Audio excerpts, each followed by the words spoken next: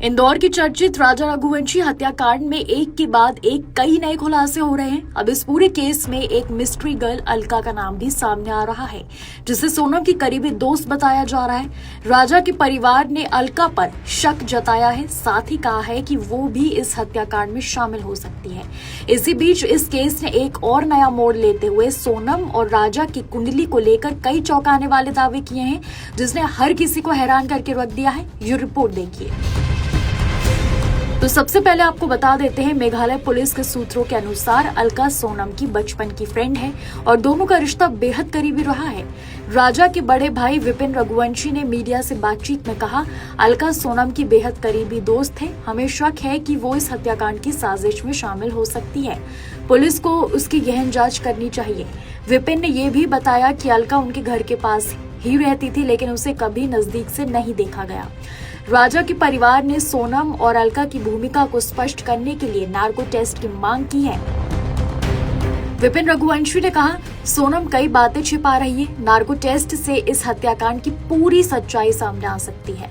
परिवार का मानना है कि अलका के संदिग्ध व्यवहार और सोनम के साथ उसकी नजदीकी इस मामले में नए सुराग दे सकती है। पुलिस सूत्रों के मुताबिक विशेष जांच टीम SIT अब अलका की भूमिका की जांच में जुट गई है। हालांकि मेघालय पुलिस ने अभी तक अलका के बारे में कोई ऑफिशियल स्टेटमेंट जारी नहीं किया है। सवाल यह है कि क्या अलका केवल सोनम की दोस्त है या इस हत्याकांड में उसका कोई गहरा राज छिपा है। वहीं दूसरी तरफ इस पूरे केस में बेहद चौंकाने वाला एक और खुलासा हुआ है।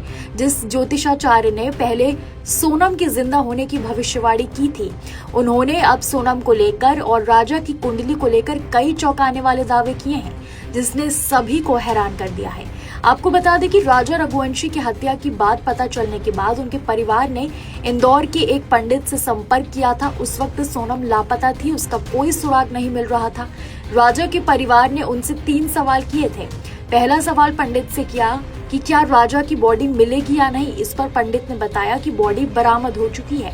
इसके बाद परिवार का दूसरा सवाल था कि क्या बहू सोनम जिंदा है, और तीसरा सवाल था कि इस हत्या में किसका हाथ है। पंडित का दावा है कि उन्होंने कुंडली देखकर साफ कहा था कि सोनम सुरक्षित है और वापस आ जाएगी। साथ ही उन्होंने पहले ही ये भविष्यवाणी कर दी थी कि इस वारदात में किसी महिला का हाथ है।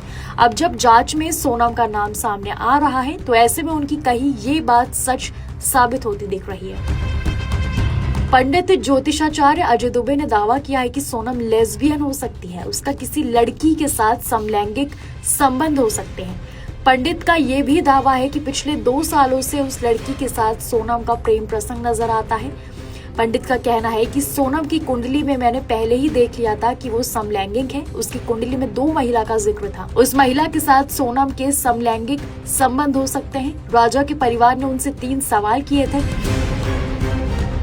ज्योतिषी के अनुसार राजा और सोनम दोनों की कुंडली में मंगली दोष था। राजा का मंगल नीच का था, जबकि सोनम का उच्च।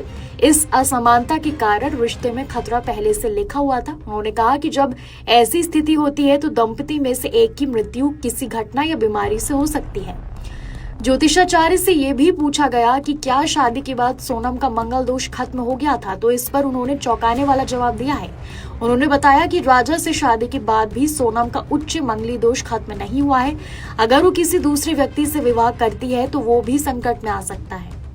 फिलहाल इस केस की गुत्थी पूरी तरीके से सुलझ नहीं पाई है। अभी तक पुलिस लगातार जांच में जुटी हुई है, पूछताछ भी चल रही है।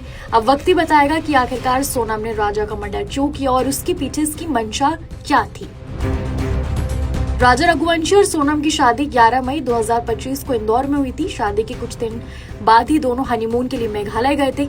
23 मई को दोनों लापता हो गए और 2 जून को राजा का शव वेई सारडोंग वाटरफॉल के पास एक खाई में मिला। मेघालय पुलिस ने इस मामले में सोनम, उसके कथित प्रेमी राज कुशवाहा और 3 अन्य आरोपियों विशाल चौहान, आकाश राजपूत और आनंद कुर्मी को गिरफ्तार किया है। पुलिस का दावा है कि सोनम ने अपने प्रेमी राज के साथ मिलकर इस हत्या की साजिश रची थी। मेघालय पुलिस ने इस केस को ऑपरेशन हनीमून नाम दिया है। पुलिस ने बताया कि सोनम ने हत्या के बाद शिलोंग से गुवाहाटी और फिर वहां से ट्रेन के जरिए गाजीपुर पहुंचकर आत्मसमर्पण किया था। जांच में ये भी खुलासा हुआ है कि हत्या की साजिश फरवरी 2025 से रची जा रही थी, जिसमें सोनम और राज कुशवाहा ने मिलकर कई योजनाएं बनाई थी।